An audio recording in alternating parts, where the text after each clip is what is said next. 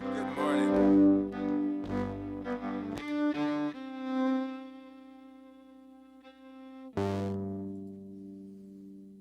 All right. Nice to get the blood flowing. Oh, in the morning here, huh? Everyone's spending a lot of time at home. Let's try something. One, two, three,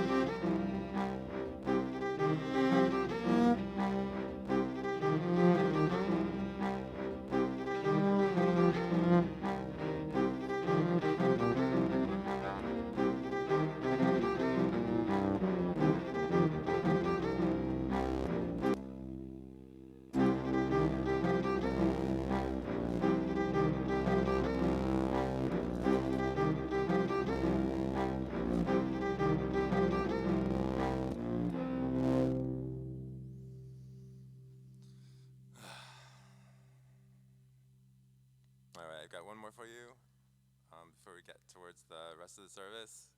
Hope this really got to light up the fire of Christ inside you this morning. This is a classic one. This is a variation off of a prelude by Bach, who lived in difficult times. They would have a lot of kids during that time because you weren't really sure about how everyone was going to end up. So he had a lot of that he had to work through a lot of times, and he was really driven by God in his music, and it shows. This piece really opens with a person and with their eyes in the air, and then getting a little burdened, and then with the final triumph. All right.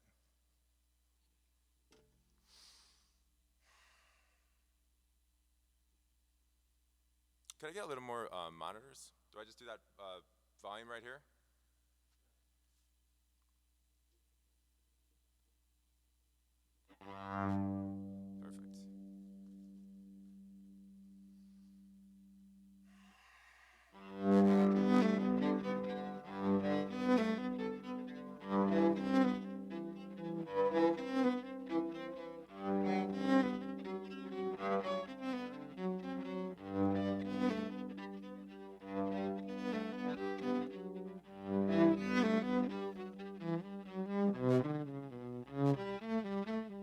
Perfect.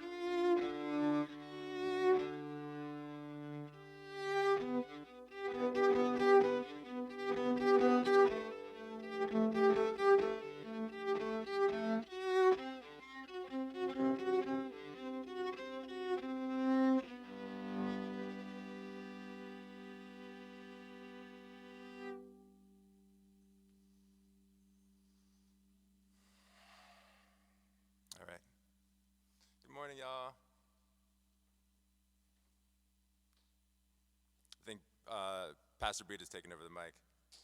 Thank you so much. Yes, amazing. Thank you. Yeah, cheers, guys. Summer Waters, and we are so grateful for his gift and for sharing that with us this morning. And what a different space, and we need different spaces, don't we? It's not necessarily trying to be as though it's life as is. And there are times that music, strings, dance, all of these different areas that we get to feel and be in our body and move and stretch. We want to just encourage that. This is an opportunity for that. And so we begin this morning in a little bit of a different space, and I love that. I love that about us. Scripture says, Jesus says, "Come to me all you who labor and who are heavy laden, and I will give you rest." And last week we talked about that idea of this forced stop and talking about what is your life right now. And would we be open and consent to that presence of Jesus with what is? And so as we begin this morning, I want to ask us this question. How are we with God in what is? This morning is a space to join together. Even as we're in our homes, hello to everybody, to families, to children, to preschoolers, to singles, to every age and generation. Even in an environment where maybe it's noisy with children, we can enter this by experiencing thankfulness. And so I want to open up by asking this question. What are you thankful for this week, today? What are you thankful for? What do you bring in your heart? With all the unknowns, with loss of power and control, it's the gift that we are offered to enter this rest and trust, to be in Christ, as Summer said, and to see that life formed in us. And so I want to just give us a moment. What are you thankful for? Would you think about that? Take a moment and think about it. And would you then turn to somebody who's with you, or maybe you want to just write it in the comment section. Would you go ahead and share what it is that is in your heart that you are thankful for? Go ahead and take a moment and do that.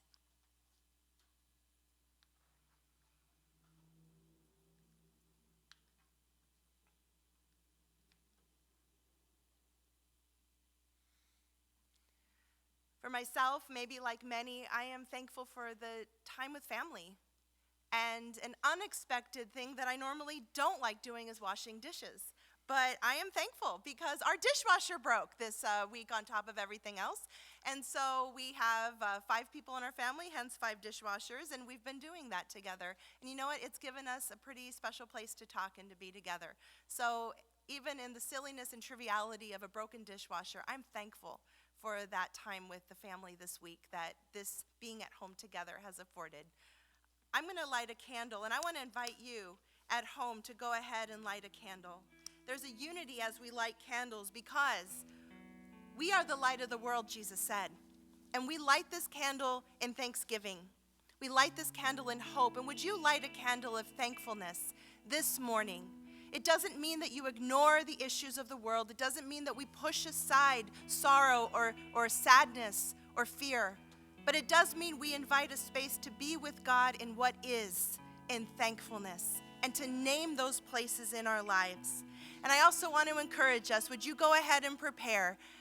We're going to receive communion again at the end of our gathering. So find a liquid, find something to drink, find something to partake and eat. Get that prepared because we're also going to share in that this morning. So as we light our candle of thanks, let's enter into this time of worship. Praise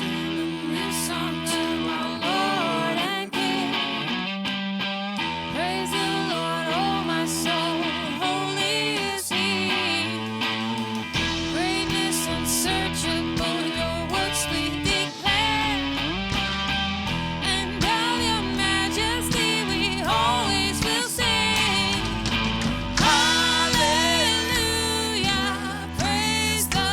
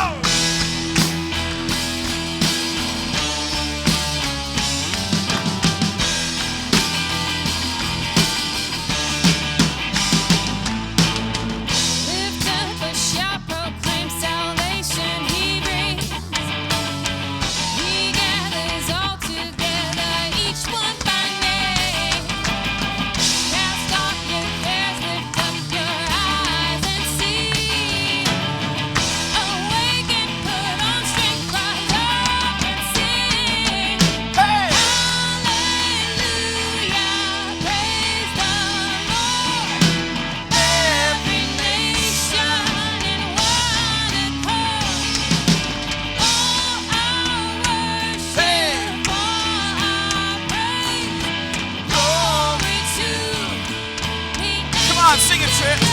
Right there. Hallelujah, praise the Lord. Every nation in one accord. Hey, all our worship, all our praise, glory to the Ancient of Days. And in your light, washed in your grace, filled with your joy, we seek your face. Alive in Christ, washed in your grace, filled with your joy, we seek your face. And in your light, washed in your grace, filled with your joy, we seek your face. Alive in Christ, washed in your grace, filled with your joy, we seek your face. Hallelujah, praise the Lord. Every nation in one accord. All our worship, all our praise, glory to the Ancient of Days. Hallelujah, praise the Lord. Every nation in one accord. All our worship, all our praise, glory to the Ancient. One more time, sing it. Hallelujah, praise the Lord. Every nation in one accord. All our worship, all our praise, glory to the Ancient of Days.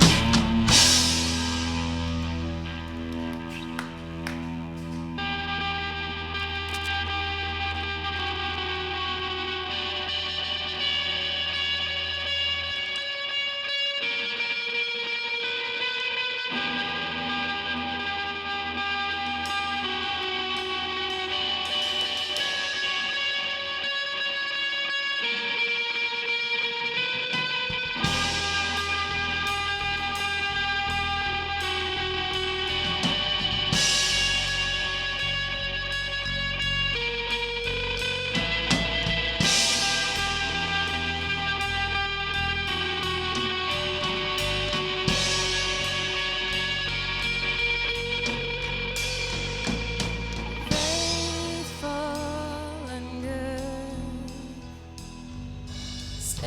steadfast and true. These words are not enough to describe the wonder of you. I need another language, need to learn another tongue, to find a new expression that's yet to be sung. I need a new arrangement, a new instrument to strum, to tell about my Savior, the redeeming one.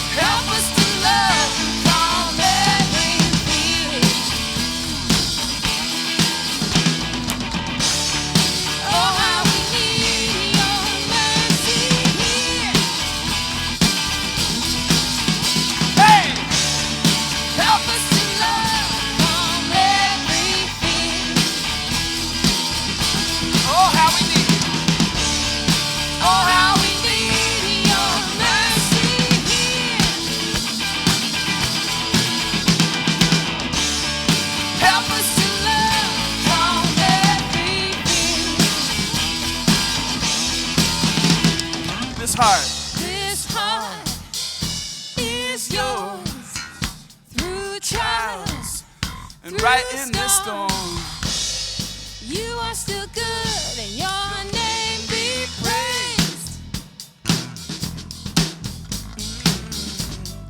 You are still good, your name be praised.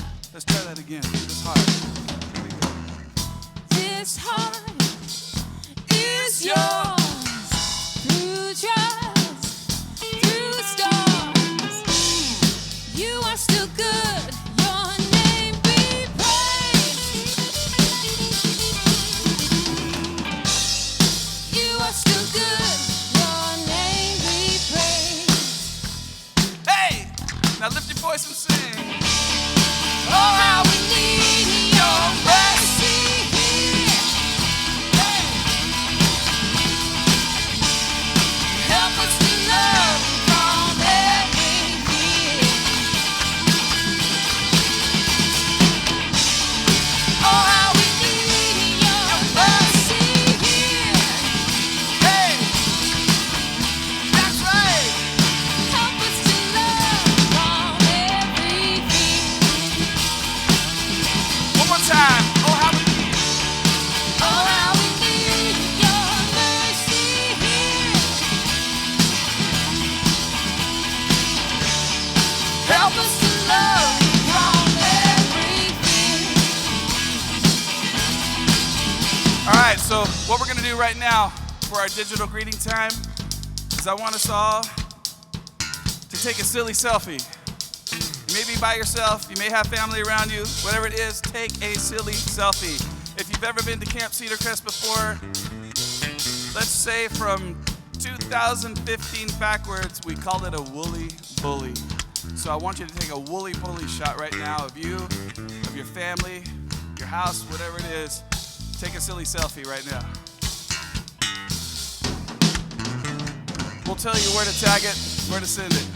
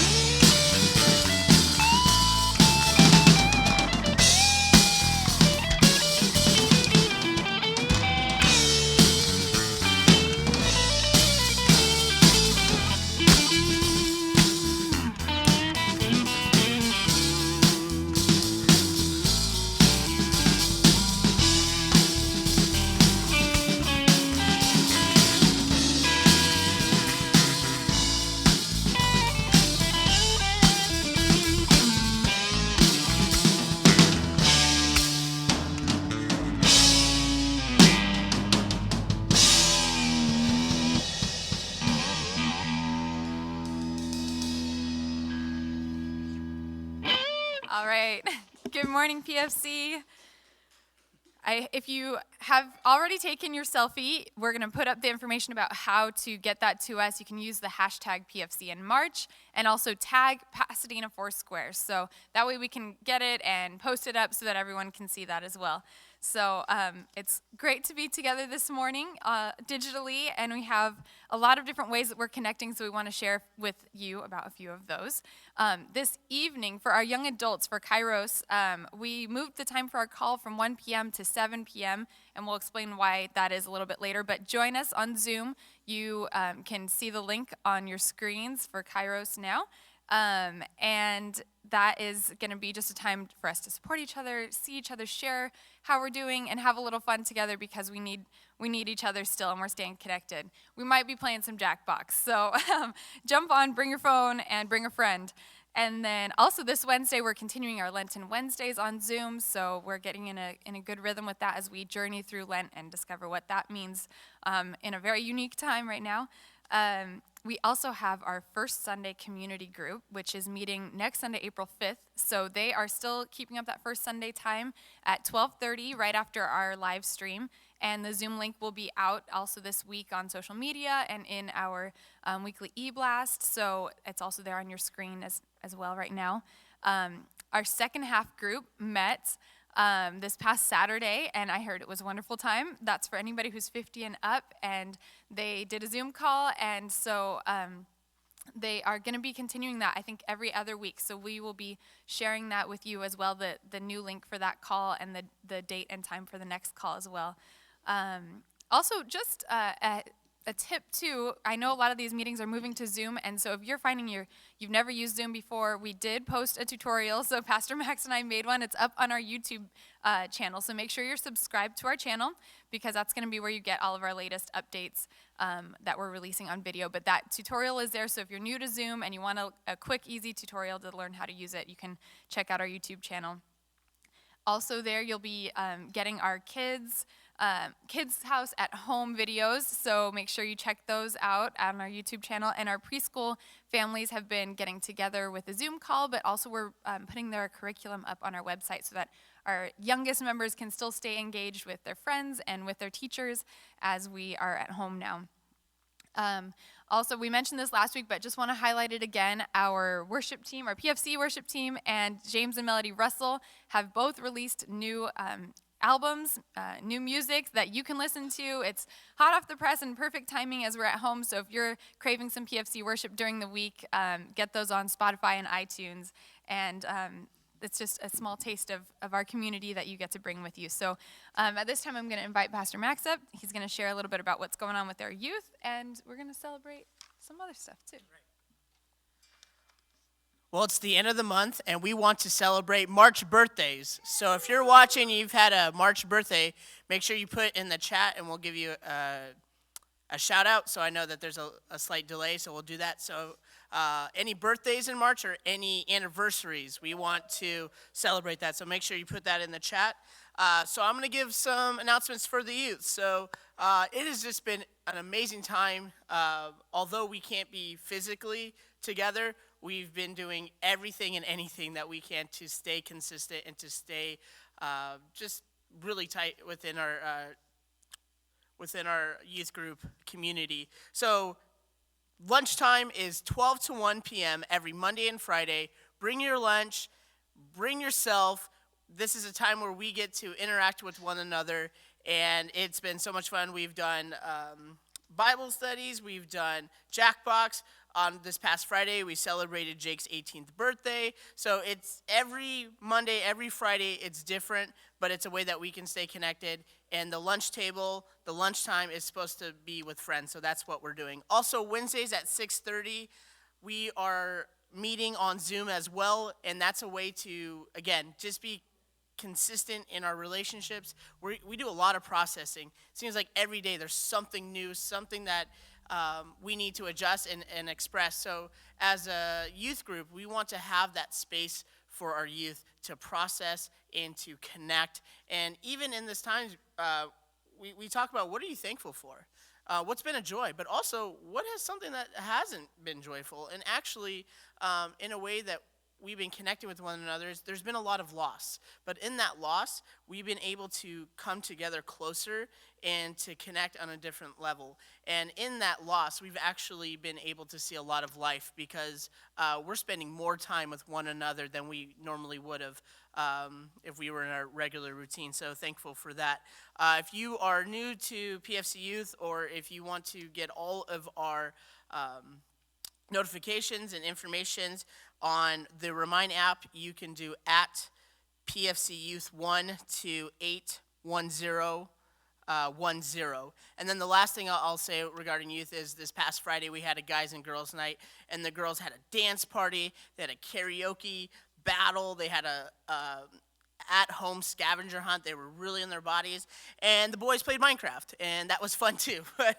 So it really showed just where we're at, and it was awesome having, most of our boys, like 11 of us, were on Minecraft playing at one time. So awesome things, and I want to give a shout out to Nate for making that server. All right, so we are to birthdays. So wow, there's a lot here. Okay. Yeah, Tori Dixon has a birthday, shout out. Elias is tomorrow. Adia turns 15 this Tuesday. Rich McLeroy, his birthday's on the 10th. Pastor Joseph had one on the 8th. Looking down. Colleen, Colleen and Tori again. Claire's birthday, a big one's coming up. And yeah, there's also a huge one that's actually today. I know Lucy, she's in our youth group. She has a birthday today. But we have a huge one today. Pastor Eric turns 88 today. Yes, Pastor Eric, happy birthday. You made it to 88. Awesome. So we've been caring for Pastor Eric in this time. I know that the neighborhood and just our neighbors have been helping him with groceries and calling him. So Pastor Eric is just a cornerstone in our church community. And in November, he actually received a certificate acknowledging 25 years as a Foursquare pastor here at Pasadena Foursquare Church. So we were going to celebrate that today with everybody. We're doing a little different, but we still want to celebrate Pastor Eric on his 88th birthday. Thank you for serving for 25 years free of pay as well. Just volunteer as a pastor. He comes in, even at his age, before everything went down, he would come every Monday and post the podcast up, our recording. So Pastor Eric, thank you so much. We love you. And we want to show just a quick video of Pastor Eric from 2 years ago when we did Lives Well Lived.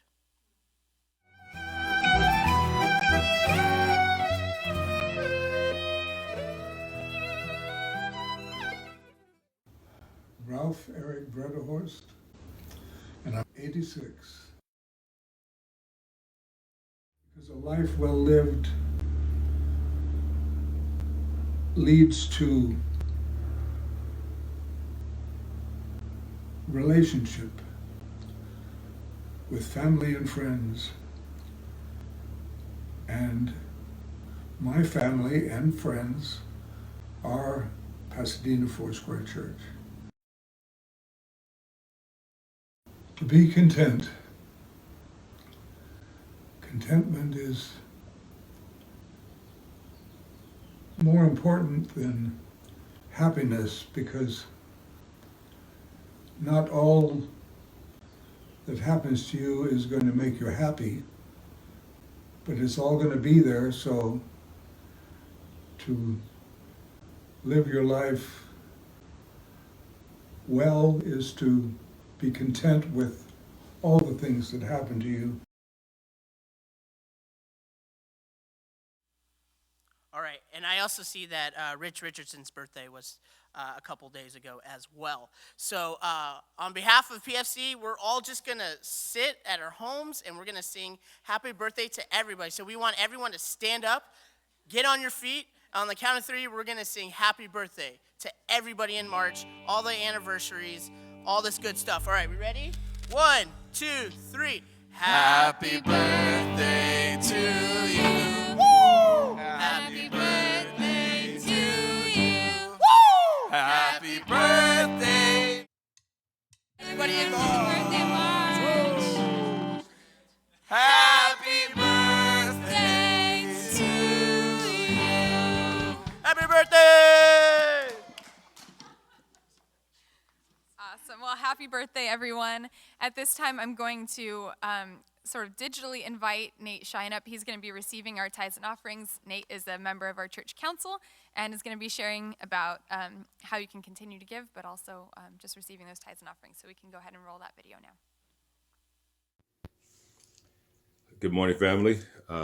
It is tough not being with you guys on the Sunday morning, but at the same time, really enjoying this new way of fellowshipping with one another, especially finding the creativity in our community to do this. So as you prepare to give your tithe and offering, what I wanted to pray and talk to you guys about is just being always thinking about, prayerful about, and faithful about our giving, our tithes and our offerings to the Lord, especially in these times where there's a lot of challenges, a lot of fear surfacing everywhere. This is a time to trust in the Lord and His generosity and also in His abundance. And so that we just continue to focus on how we can give faithfully, knowing that He is the God of abundance and that He is providing, and that through all the situations, despite our circumstances, we're going to be faithful to God because we know that He is faithful to provide for us. On top of that, I wanted to add that we should also be thinking about our pastors who are here serving us and creating these amazing opportunities for us to see and experience fellowship in very creative ways. I'm very thankful for our pastoral staff, especially for my children who are having school at home, and knowing that our pastors are creating space for them to process this change and also connect with one another. The other day, Nathaniel was able to get online with the youth group and just have time with Pastor Max and Pastor Jasmine, and be able to just share where he's at, see his friends. I think that's just an amazing thing that we have happening here, and that your tithes and offering are part of that giving and supporting and letting them be creative and creating space for our children to process through this point too, while we also be able to connect with one another. So just be thinking about your giving, prayerful about your giving, faithful in your giving to the Lord, but also understand that your support is going to support our pastors and our staff and the creative people who are starting this live stream here right now to do what they're doing, so we can stay connected, as well as stay engaged in this world that's all around us. So thank you in your giving. Please check out, if you want to know how to give, you can go onto our website under Give and have an easy way to give there. You can always go to your bank account, set up a bill pay, and mail it to Pasadena Foursquare Church and their address, using their address. You can go to the Easy Pay app if you're more comfortable with that, or you can text message, and I'm pretty sure there's going to be some type of sign telling you how to give. There's a text message, you can also put it in. And I think for some of us who just don't care about all that technology junk, we can just walk it in and drop it off and to one of the staff who might be here or in the mailbox. But keep your social distance, please. I'm just joking. No hugging, no high fives. And on top of that, please just be faithful in your giving. We thank you guys for being faithful in your giving. And I know there's a lot of us that are going through some tough times right now, especially this economy being very, very sketchy. So I'm just going to pray for, and everything. Please be faithful in your giving in that. Thank you. Heavenly Father, we just thank you for your grace and your mercy. We thank you for your provision. We thank you that you are generous in your wealth in giving to us, but you do call us to be in union with Christ, knowing that you are trusting him for all the faithfulness that he provides to us. So Lord, may you see our situation. For everyone who needs a job, who are struggling with income, pray, Lord, that you would provide a new way into providing for those households that need it, Lord. And also that you would keep us protected from these illnesses that are out there, keep our families protected, but most of all, keep our creativity moving forward in this world. May we continue to trust in you, dispelling the fear that might try to overcome us. In Jesus' name we pray. Amen. Good to see you guys. Look forward to being with you soon. Love you. Awesome. Well, we want to just highlight those ways to give again. You can text to the phone number that's on your screen to give online. That's going to just send you a quick and easy link to give. You can also find that link on our website on the front page. And there's a few other ways that you can, but we definitely want to emphasize that text to give link, phone number there that's on your screen.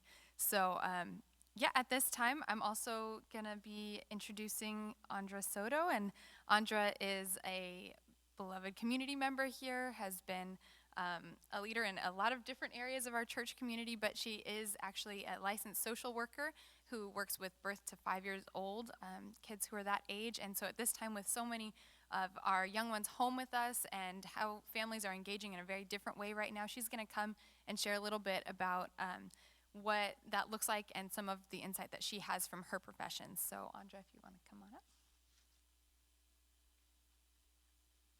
Thank you. Slight clarification, not licensed yet, but soon to be, hopefully. It doesn't matter though. But just want to take a couple of minutes to share with you, especially those of you who are caring for little ones at home, 5 and under, even 5 and older.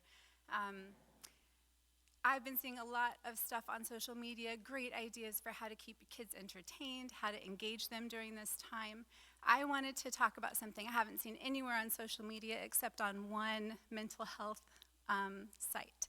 And that is the fact that during this time of incredible stress for grown-ups, we are also seeing increases in child abuse. The research that I've seen so far says that emergency rooms are seeing the equivalent what they would normally see in a month, they were seeing in a week. The reason I'm telling you this is, number one, that you know, everybody's in the same boat. We are not used to this. None of us are used to this. Grown-ups are not used to not going to work or trying to work from home with little kids underfoot. We're not used to the stress and pressure of not being able to do our normal routines, the stress of housing becoming insecure, of jobs becoming insecure. This is a lot of stress for parents to carry. And your little ones feel all of that too, but kind of through you. So they're a sponge. They're picking up everything that you're feeling. So this can go a lot of different directions, but I have 2 minutes, so I want to tell you two things. Number one, get calm. Number two, get help. So if you are feeling your own stress level go up, if you're feeling dysregulated, we'll use the clinical term, right? That's better than out of control. If you feel dysregulated, if you feel like you're going to lose it, or you're going to yell at your kids, or you just feel like you're not being a very pleasant person to be around for your little ones, then number one, get calm. Whatever you need to do, get calm. I will just plop myself on the floor because that's grounding to me. And if you have little ones and you do that, right away that interrupts whatever was happening. They're going to go, why are you on the floor? All of a sudden this can become like play. The language of children is play. You can talk at them all you want, and that would be like if I stood up here signing to you. You wouldn't catch what I was saying. But if you play something, you have children's engagement. By sitting on the floor, Mama, what you doing? I need a timeout. Mama's having a timeout. You want to help me breathe? How do we breathe together? Let's breathe. 4, 7, 8. Breathe in for 4, hold for 7, breathe out for 8. Put on some music and start dancing around. Be silly. Connect with your inner kid. Get calm, however you need to get calm. Open a window and feel the wind on your face. However you need to get calm, come into your body, get grounded to regulate yourself. Number 2, get help. You are not alone in this. We are all in the same boat right now. And so my recommendation would be have a person that you call now, when you're calm, when things are fine. Maybe not right now, but after. Have somebody that you call and go, look, can I reach out to you if I'm just feeling too stressed at home? If I'm overwhelmed, can I call you so you can talk me down, so you can help me breathe, so you can help me get calm and regulated? Have that conversation before you need it, so that when you do need it, you tell babies, hold on, Mama needs a timeout right now, and you call your support person, or you video chat that support person, so that you can just be reminded you're not alone. The biggest help you can give your kid is by staying calm yourself. You can invite them into your calm, right? So get calm and get help. And we can all make it through this time together.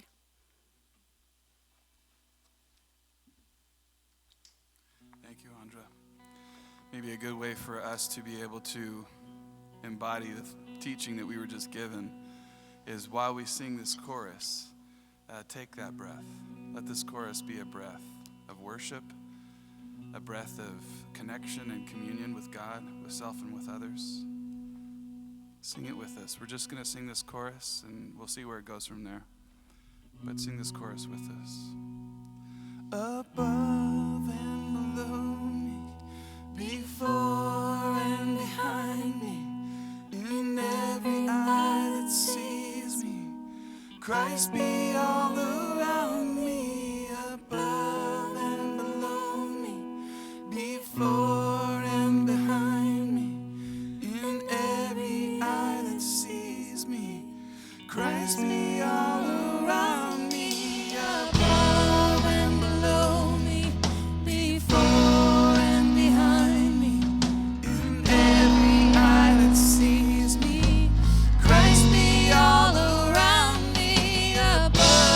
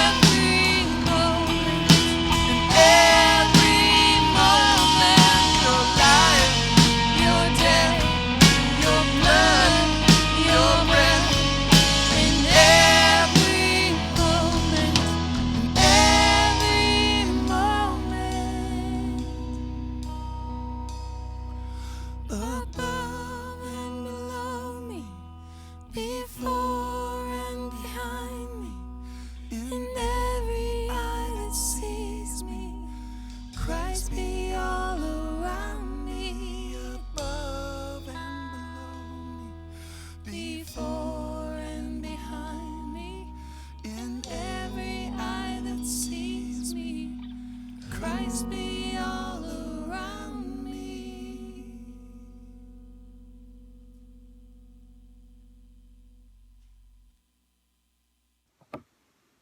Hey, PFC family. I'm Erin, and I write songs that help me feel my feelings. And my hope is that they can be helpful for other people as well. So this morning I'm sharing a song that is about grief and about how losing someone or even losing something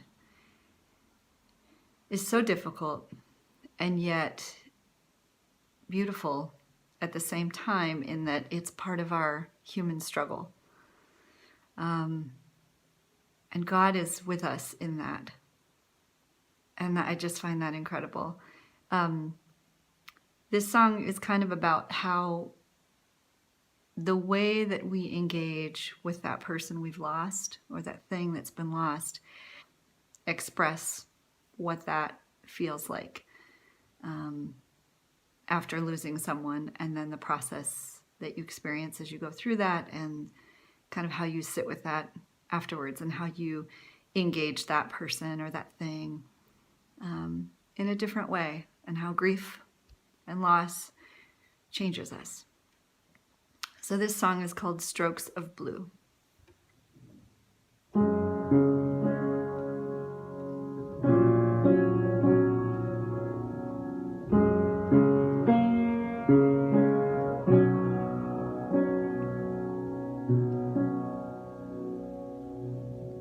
The longer I live without you, the more I know I don't want to. Time stretches on, guess it has to, and the memories seem like empty frames without you. This time and this space, like a painting I've seen 1,000 times, but something's been erased. All the strokes and the hues are all blended and uncertain without you, without you.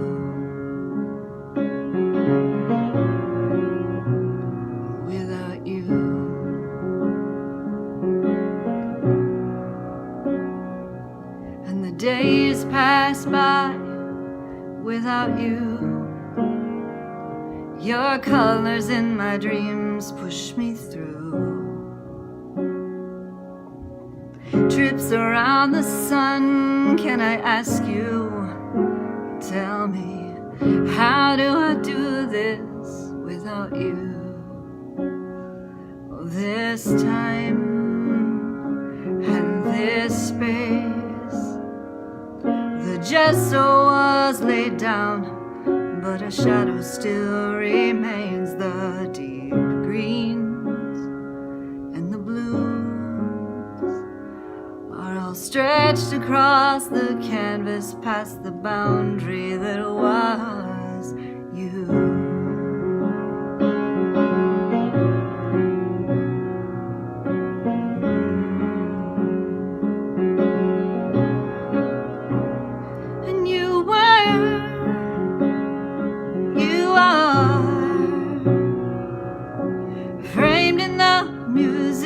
Of my heart, but I stay behind the road, sitting with you, but I am alone. Sitting with you, but I am alone.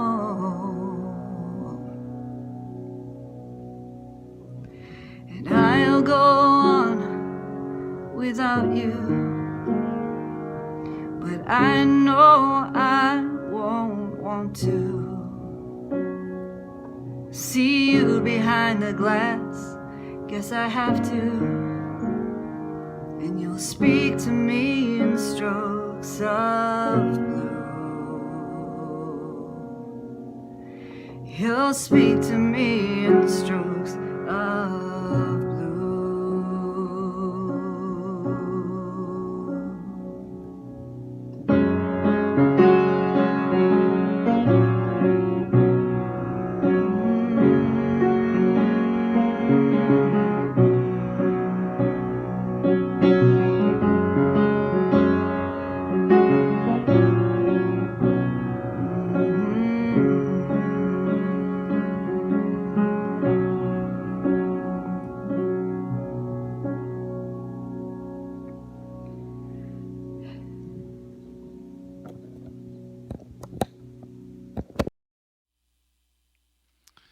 So, good morning, PFC.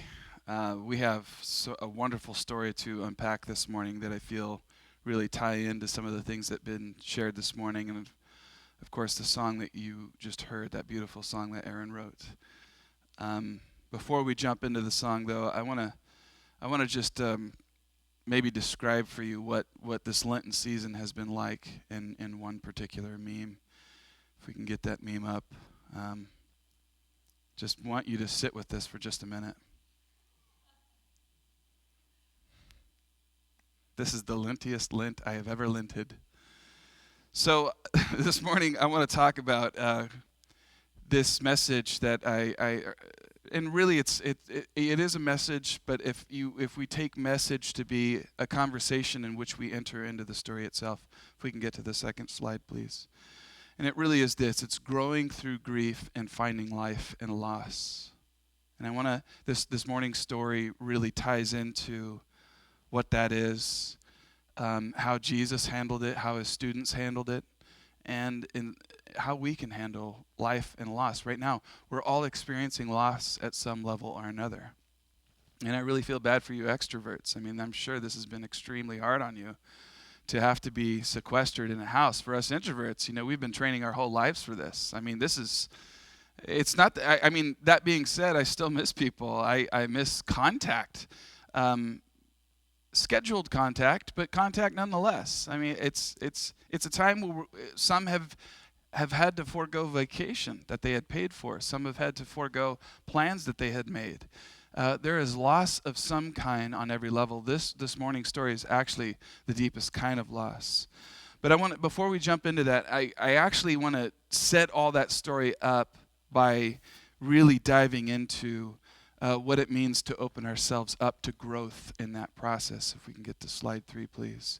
Because the Gospels, and in particular Luke and John, really have this alternative narrative. I don't have time to fully unpack everything I mean when I say that, but these two Gospels in particular are really aimed at the way society, the human family, has defined leadership, spirituality, economy, life, what leadership looks like. They are providing a very distinct alternative to how that had been defined up until that point, and really, honestly, how it's been defined up until this day. In both of these accounts, they provide a very, very challenging and very different path for how the human family can function together. And I really mean that at the global level. What we can be together, what we can become, what spirituality is, what compassion and action looks like when war and domination and fear divide and sequester and separate us and are accepted as normal. So they challenge also what the ultimate male is and what ultimate leadership is. And they were both crafted in a time when leadership, and in particular male leadership, was defined as peace through domination, peace through control, and leadership through superiority over and above others. And I know that popular leadership books that are out there tend to say, well, we can do this together, we can be more collaborative, it's moving more towards a collaborative model, but it's still a top-down mentality that's producing it. If we can get to slide 4, please. So Luke and John shed light on Jesus as one who offers peace through connection, through healing, and through compassion. And Jesus' leadership style through identifying as a servant. And you have to understand when he says that you have to be a servant, if you're to understand what I'm talking about, he's actually saying you have to go to the lowest bottom rung if you want to do theology. You have to put yourself at the bottom to understand what I'm talking about. You have to be in the most humble position to receive what I'm sharing and to understand the space in which it's being shared. It's not about domination. It's not about control. It's not about unhealthy patriarchy. It is about connection. It is about partnership, right?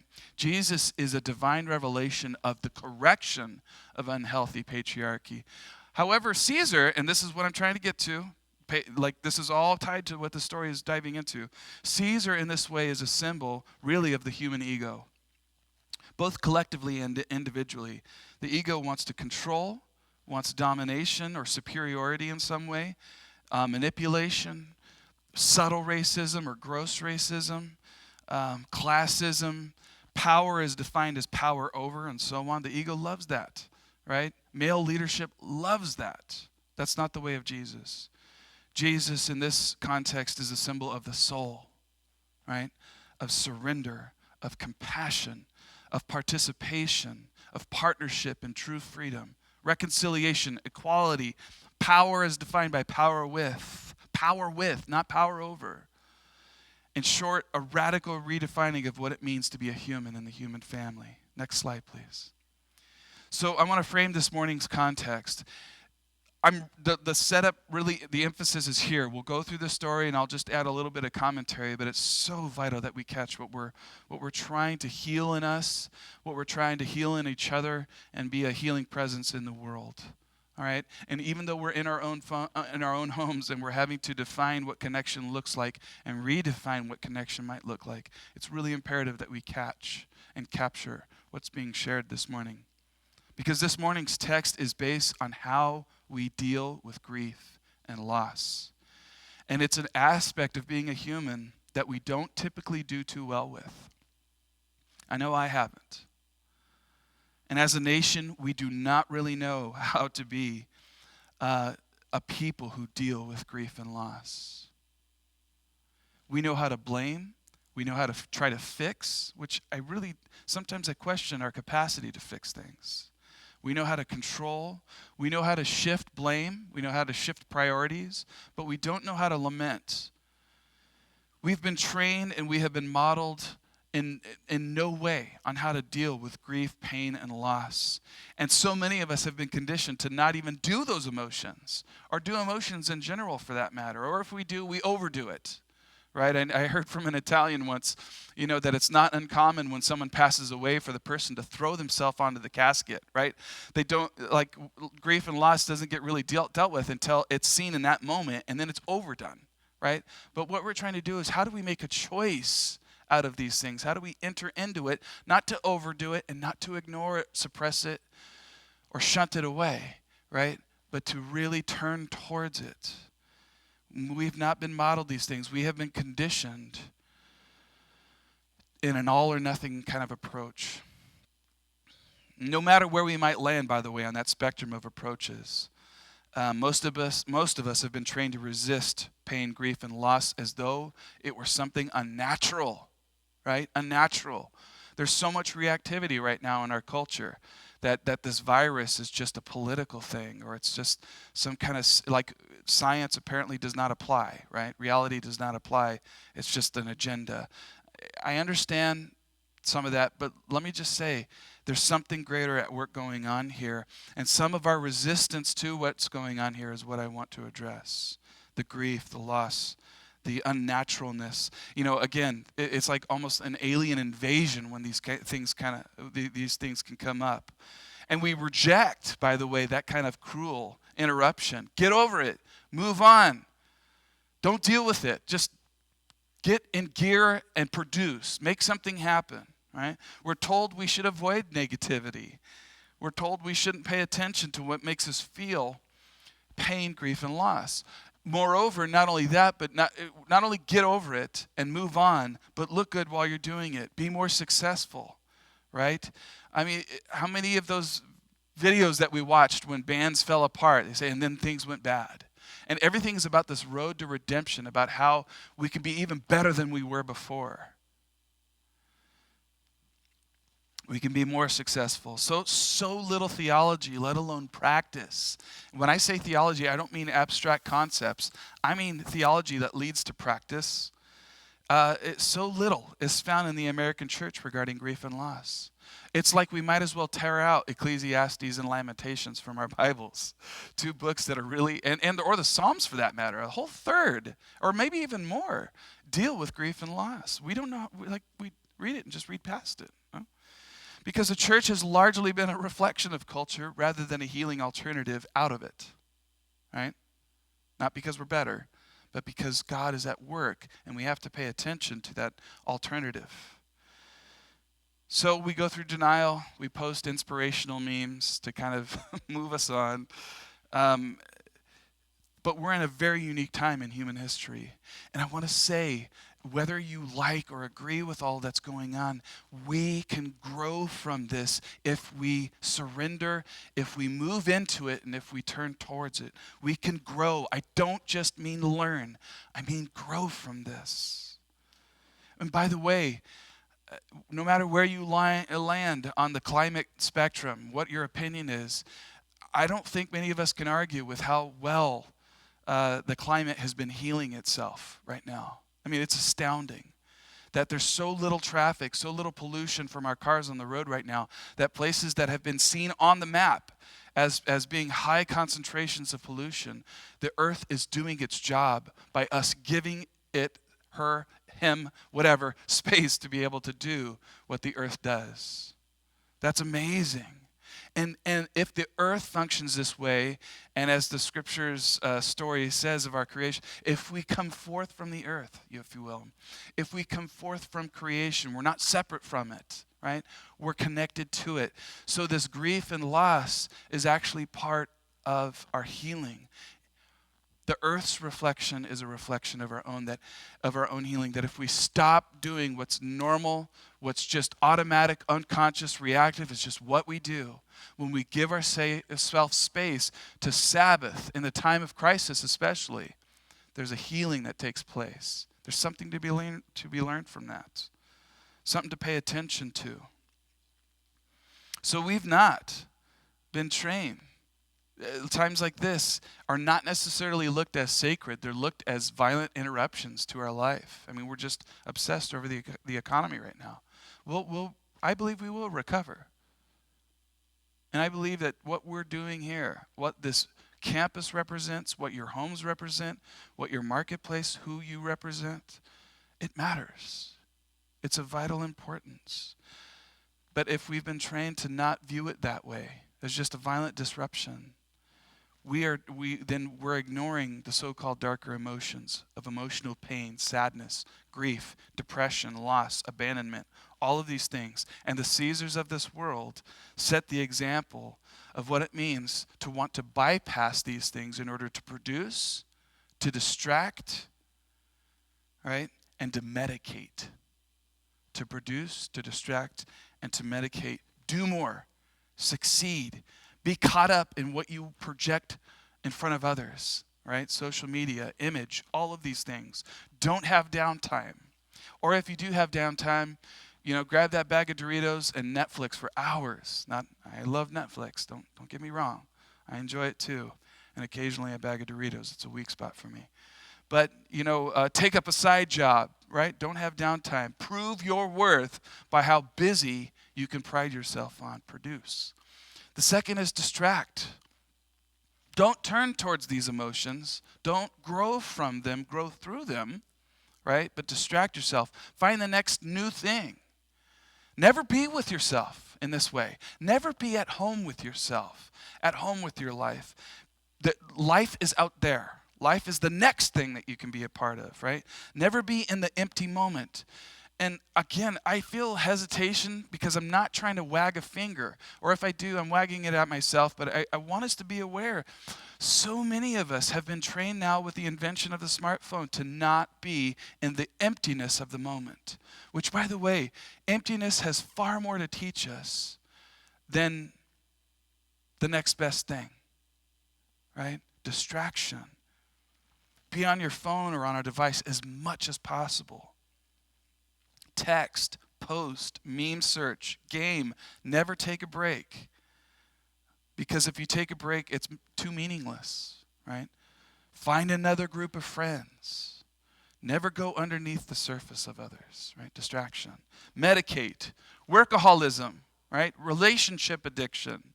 Don't know how to be alone by myself, right? Don't know how to be at home with myself. Dating apps. Endless scrolling, right? Porn. Streaming videos all night, YouTube for hours, spiritual narcissism. Don't practice, just read more books, right? Don't just find the next seminar, find the next better preacher than me, whatever. Just find someone who's going to get you addicted to the next best thing, right? That's not where it's at, right? That kind of medication is never going to truly heal.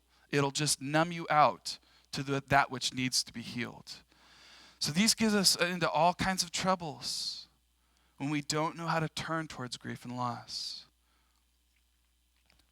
And should we be surprised when those attempts to medicate ourselves, to distract ourselves, to produce endlessly, end up making us so unhappy, cynical, addicted, and angry with God, with people, with religion in general, with the government, right? But this is what happens when we're told to suppress, ignore, and move on quickly past our grief and loss. And some, by the way, not all, I really want to make that clear. Some, but not all, forms of depression and other forms of neuroses are a result not of being kind towards the pain and the grief, but an avoidance of it, right? I know one person, nobody knows who I'm talking about, okay?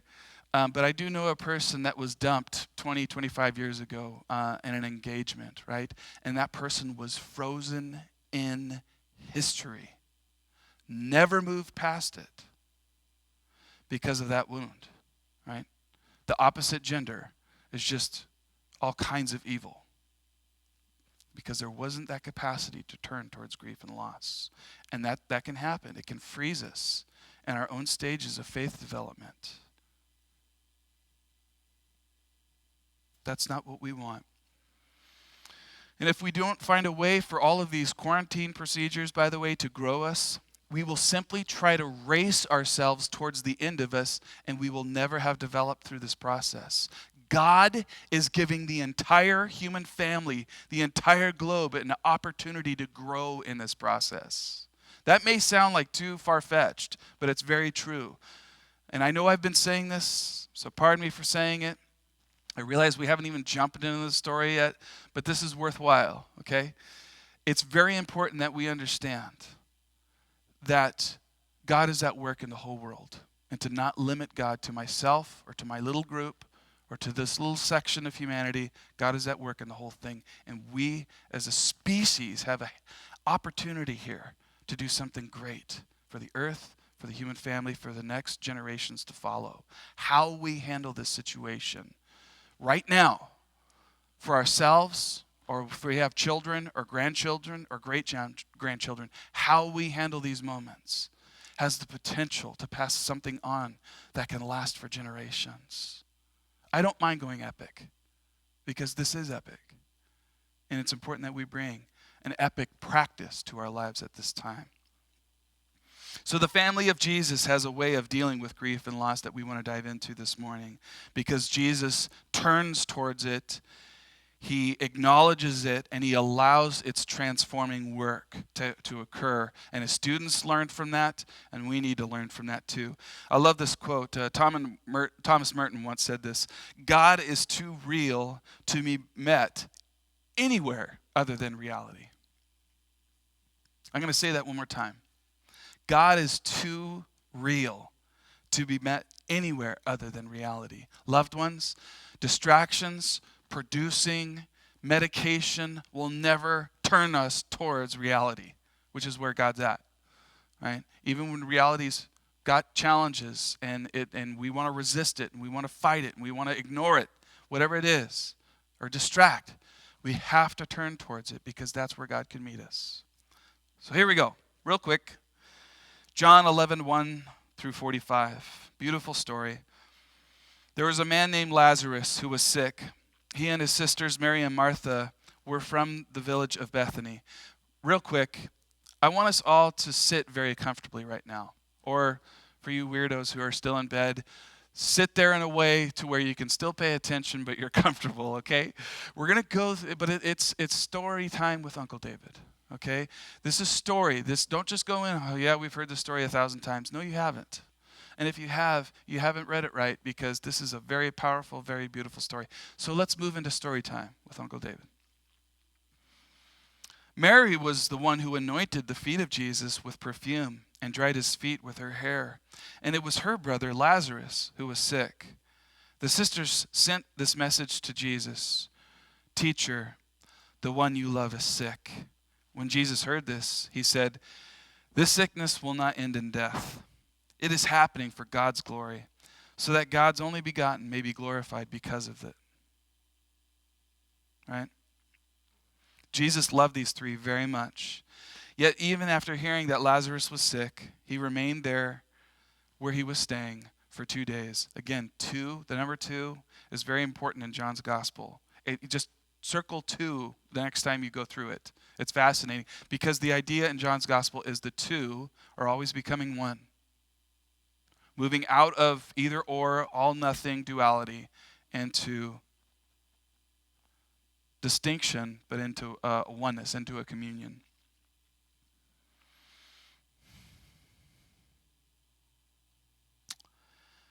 Okay. Jesus, by the way, does not freak out, right? He does not react, much to the surprise and chagrin of those who are impacted by this sickness, right? Comfort and connection, by the way, can often feel delayed. And I want us to catch that in this story.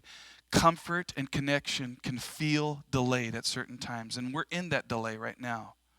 Right? Depression is often like that. It's like the sun may never shine again in our hearts.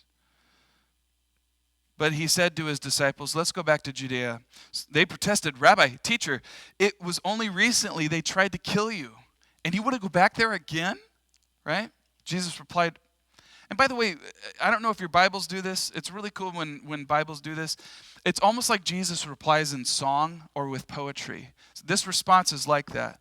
Aren't there 12 hours of daylight? Those who walk by day don't stumble because they see the world bathed in light.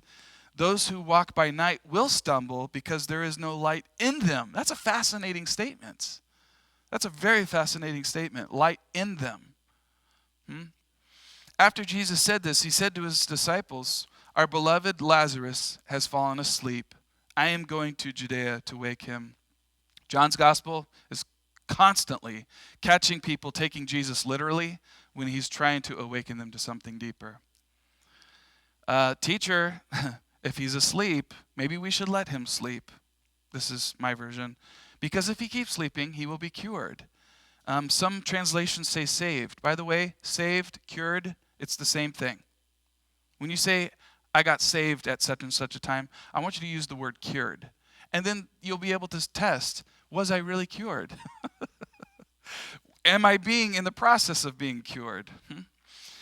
Jesus had been speaking about Lazarus' death, but they thought he was talking about actual sleep. So he said very plainly, Lazarus is dead, and for your sakes, I'm glad that I wasn't there. Ooh, that you might come to believe. In any event, let us go with him. Then Thomas the twin. Stop calling Thomas the doubter. He's not a doubter. He's the twin. Why is he the twin? Because he was so much like Jesus. Catch that. Thomas the twin was so much like Jesus that they called him the twin, not the doubter. And by the way, later, this is so cool. We'll capture this another time for communion. He was never known as Doubting Thomas. He was known as Thomas the twin. If you've ever known a set of twins in your life, and we have some in our church, right? They are so tied to one another that if one is to get lost, and we had that in our family recently, that if one is lost, it destroys the twin. They're so interconnected with each other, right? And that's what Thomas was saying is, unless I can embrace my twin, unless I can embrace my brother, I can't believe this. And then when Jesus comes along, he doesn't shame him. He just says, okay, make it happen, make it so. But stop doubting. I'm here, twin. I'm here, brother. It's awesome. So don't call him the twin. But if you struggle with doubt, then I want you to connect it with this. Be Jesus' twin as well, because he'll meet you there, all right? That's how cool Jesus is. So Thomas says to him, let's go with Jesus so that we can die with him. That's a good twin thing to say. And when Jesus arrived in Bethany, he found that Lazarus had already been in the tomb for 4 days. This is like theological nerdy stuff, but at this time, Jewish people thought when a person died, their soul hovered over the body for 3 days, and then once they saw that the body started to decay, especially the face, on the 4th day the spirit depart to go to rest until the final moment when God would collect all human beings and say, okay, let's right the wrongs and let's enter into rest now. as a final rest. So this idea that 4 days, Jesus had waited 2 days, traveled for a third day, arrives on the fourth day, that's what's going on. He's dead. There's no resuscitation going on here, right? And when Mary, since Bethany was only about 2 miles from Jerusalem, Jesus is moving closer to his assassination. Many people had come to console Martha and Mary about their brother. And when Martha heard that Jesus was coming, she went to meet with him while Mary stayed at home. By the way, for those of us who are Marthas, I just want to encourage you for a minute, because we tend to say, be like Mary, don't be like Martha. Martha is the first one to go to Jesus. Just let that sink in for a moment. This isn't to shame Mary and the Marys amongst us, right? But Mary was the first to go and to take action. Martha was the first to go. And she's the first to receive comfort from Jesus, by the way. So I want to encourage the Marthas out there, pursue Jesus in that way. Right? And Martha comes to Jesus and she says, if you had been here, my brother would not have died. Yet now, even now, I'm sure that God will give you whatever you ask. She is not thinking resurrection here, by the way. What she's thinking is, I know that if you pray for him, this is like Roman Catholicism, who pray for people who've passed. If you pray for him, I know that he will go where he's supposed to go. And Jesus says he will rise again, to which she says, yes, I know. He will rise again in the resurrection on the last day. And Jesus told her, I am the resurrection and the life. This is the fifth I am statement. Resurrection is grace. This is the fifth statement. 5 is a number for grace that Jesus makes in this gospel.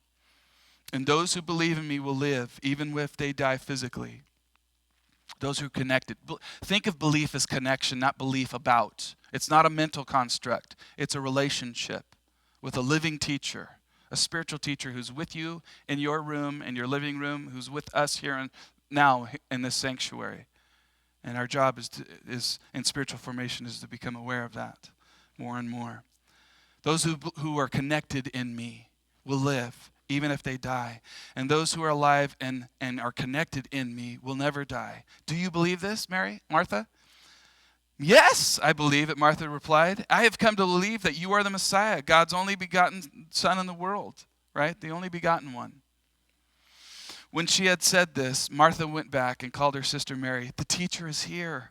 He's asking for you, she whispered. I think that's beautiful. And as soon as Mary heard this, she got up and went to him. Jesus hadn't gotten to the village yet. He was at the place where Martha had led him, or had met him.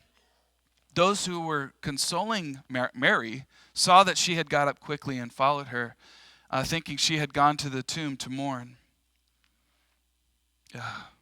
Stupid technology.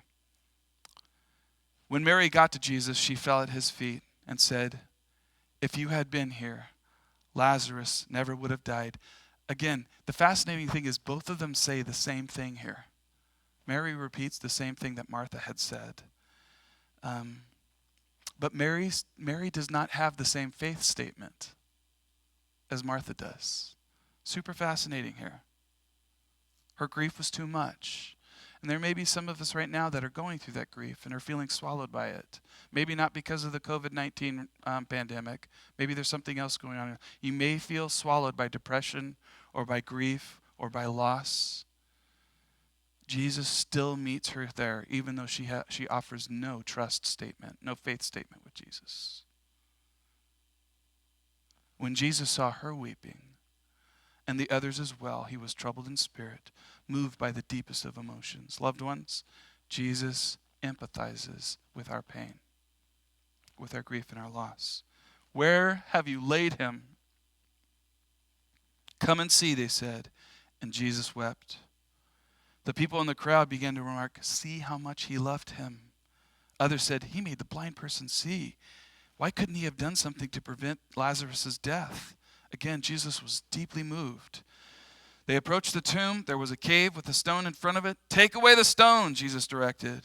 Not a small feat, by the way. Martha said, teacher, it has been 4 days now. 4 days. By this time, there will be a stench. When you turn towards death in your life, there may be a stench. we have allergies towards this kind of thing. We have allergies, strong allergies towards turning towards death in our lives. There may be a stench. Turning towards those things can elicit all kinds of reactivity: sadness, anger, disgust, rage, despair, dismell, Dissmell. Grief and loss has a stench to it. And it's something that we all have a reaction to, and yet here we see, didn't I assure you?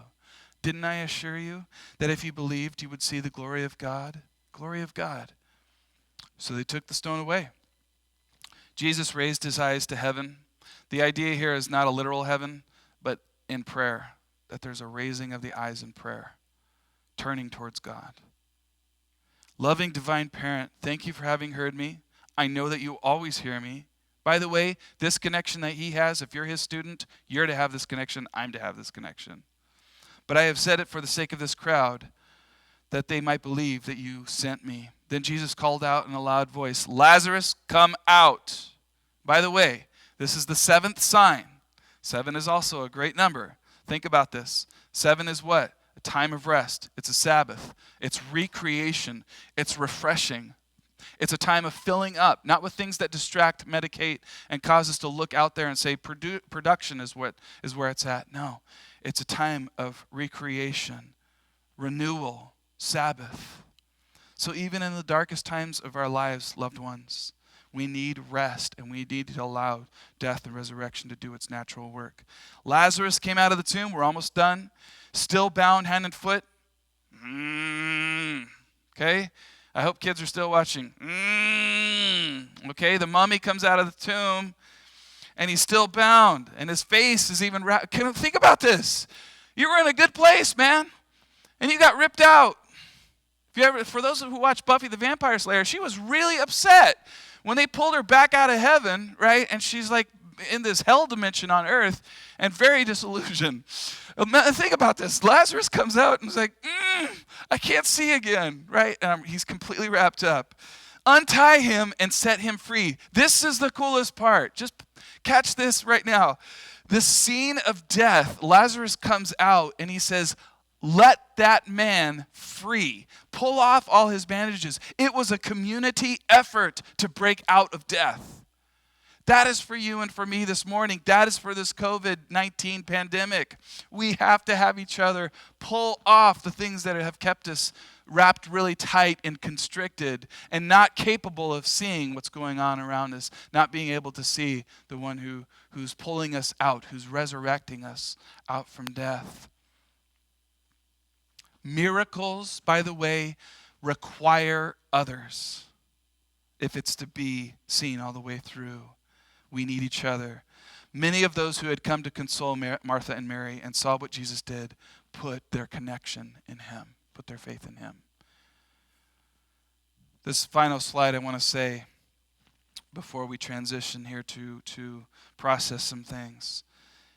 I love what Dr. Martin Luther King Jr. says here. When our days become dreary with low hovering clouds of despair, and when our nights become darker than 1,000 midnights, let us remember that there is a creative force in the universe working to pull down gigantic mountains of evil. A power that is able to make a way out of no way and transform dark yesterdays into bright tomorrows. Pray with me, would you?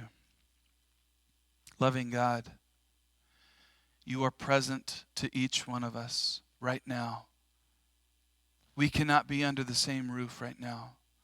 And how many of us have our hearts longing to be able to have that kind of connection, that share that space with each other again. We feel separated like Martha and Mary from Lazarus. But I know that you're present. And that even if our resurrection from this might be delayed, it may elongate itself in some ways, you're still at work. And you're still connecting us. And you're teaching us, you're helping us to turn towards grief, towards loss, towards sadness, towards how do we redefine what connection looks like in this process. Because it feels disrupting. It is disrupting. It does feel disconnecting. But we can still be connected in new ways. And teach us, help us, guide us, train us. Help us to connect with each other in new ways. And that when those connections take place, that it would feed our souls at this time. That we can deepen our connection with you, with ourselves, and with each other. And if there are any in our homes right now that are feeling swallowed by despair and depression, I pray that there would be opportunities, that discoverable opportunities for us to experience new levels of connection, even in this strange time. Help us to process these things.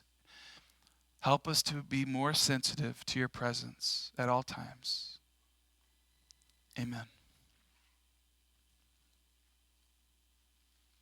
At this time, we have a very special announcement and a special point of process that we'd like to share with you.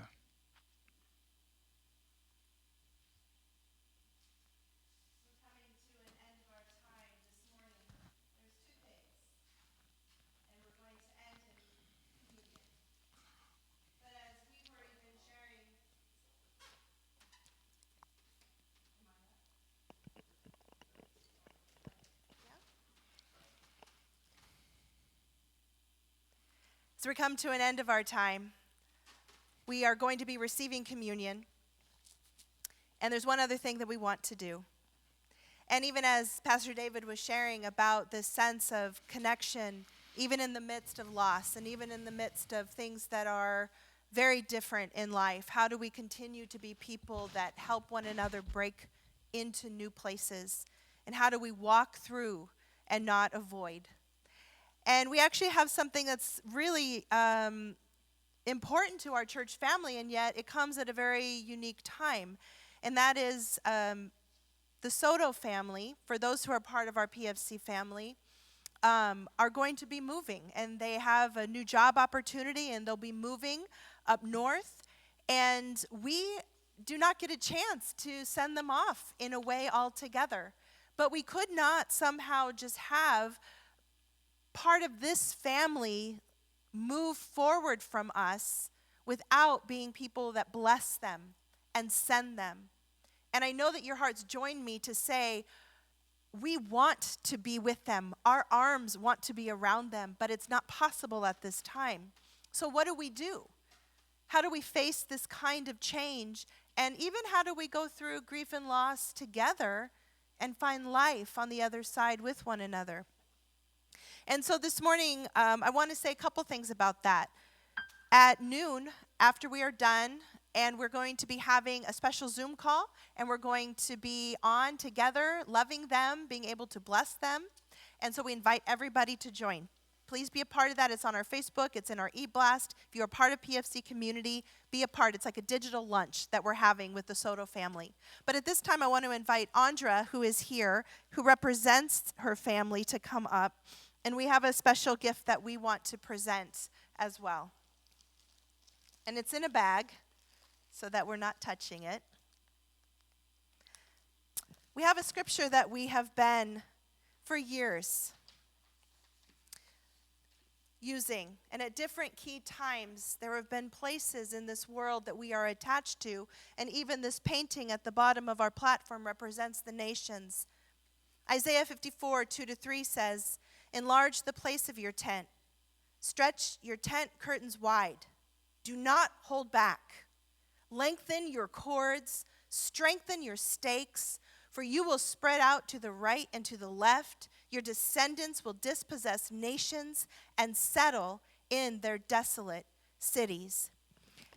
And we have had a practice with the nations that we have been tied to, that even symbolically, there is like this wooden stake. You probably can't see it too well. We'll take a picture and have it posted. It is wrapped up so that it is protected. But our elders, Chris and Ed, painted this for you. Chris in particular. So, Andrea, we want to present this to you as representative of your family.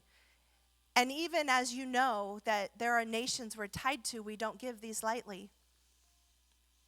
But you're a family that we send out. And I want to read to you what Ed and Chris wrote. And Chris writes, "My thoughts went to you too and your family as the time come for your departure for a new adventure. I thought of your moms and being a mom myself," Chris writes. "I recognize their joy and their pain. It's what we want our kids to do, to go wherever their paths may lead.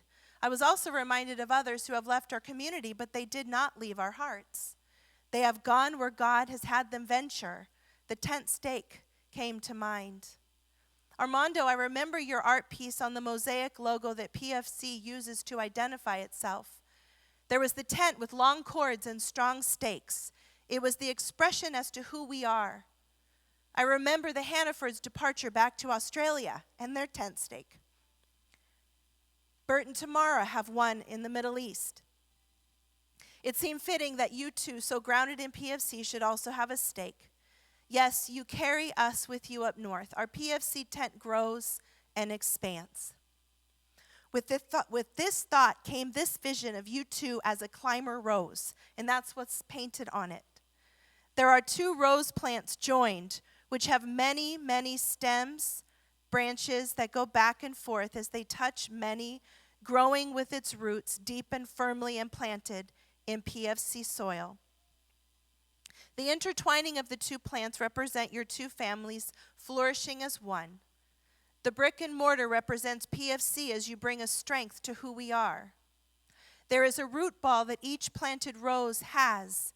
From this core, the plant derives its health and vitality. The roots in the foreground, again, depict vibrant, extensive life. The stars above are the endless life possibilities that you are given.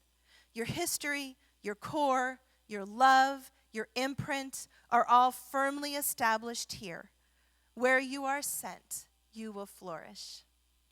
And so while we cannot physically touch you and hug you, we send you with that, and that we are enlarged, and yet we are connected. And we bless you, and we send you forth. And we love you, and all that we are is yours.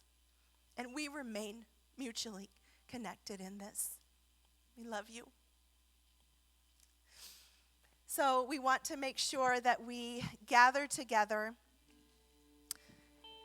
and that's going to be happening right after this gathering. Please come online, join us. Tell this family that we love them.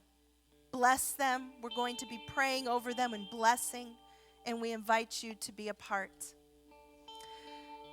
As we end our time this morning, and even as we begin to process what we've just shared, we want to end our time in communion, because that is the table that unites us. While we are separate, that is the table that unites us. And so this morning, would you gather your drink? Would you gather your bread or whatever you're going to use to represent this? And I'm going to read this passage, and we end this way. Luke 22:19-20. And he took bread, and when he had given thanks, he broke it and gave it to them, saying, "This is my body, which is given for you. Do this in remembrance of me."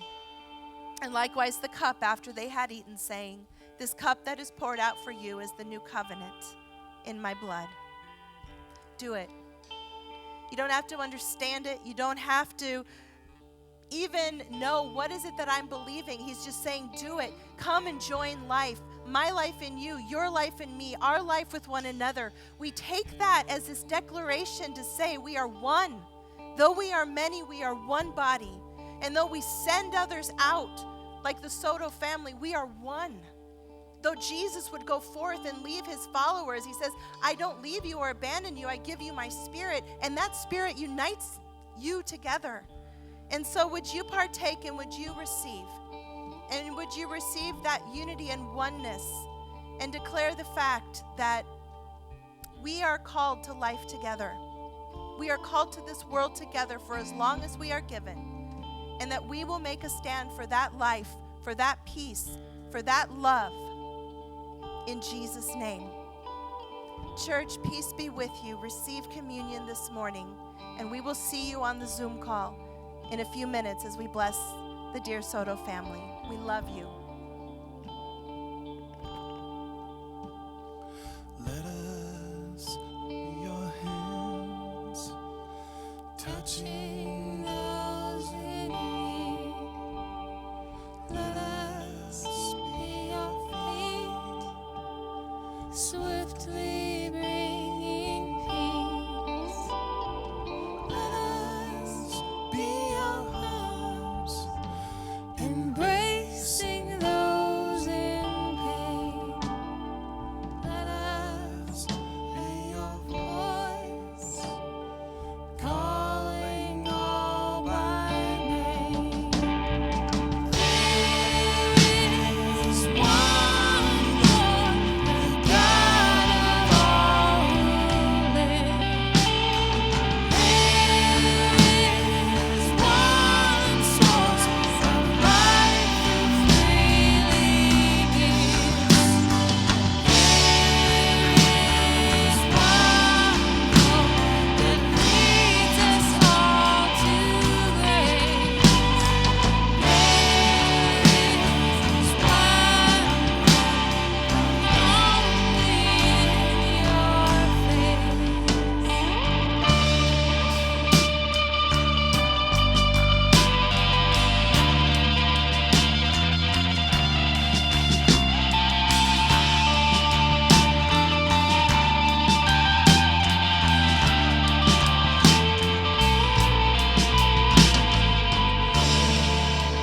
Breathe your breath, In this there is no shame. Let us have your eyes, through which we see no blame. Let us have your heart that beats for all the earth. Let us have your touch, healing all who hurt. There is one Lord, the God of all who live. There is one source of life who freely gives. There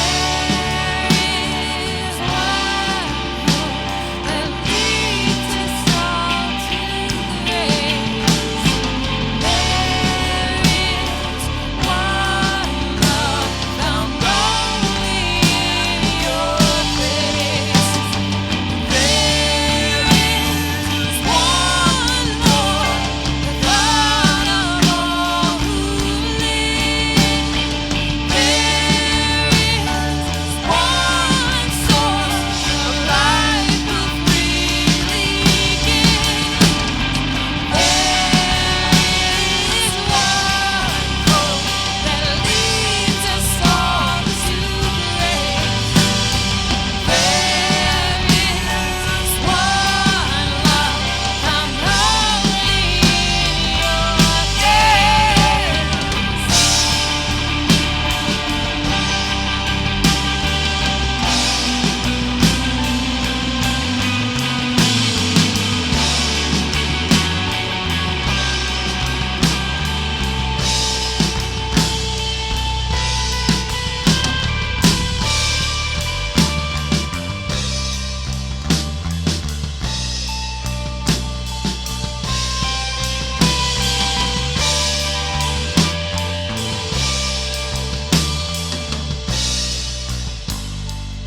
as we process the things that we're processing right now,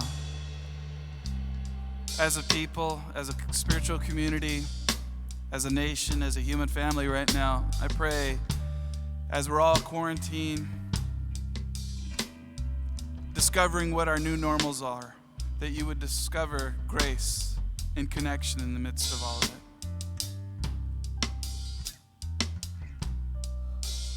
That we would discover how we can grow through grief and how we can experience life even in loss. So may the love of God surround you, sustain you, embrace you, and spring up from within in the midst of all this. We'll see you next week.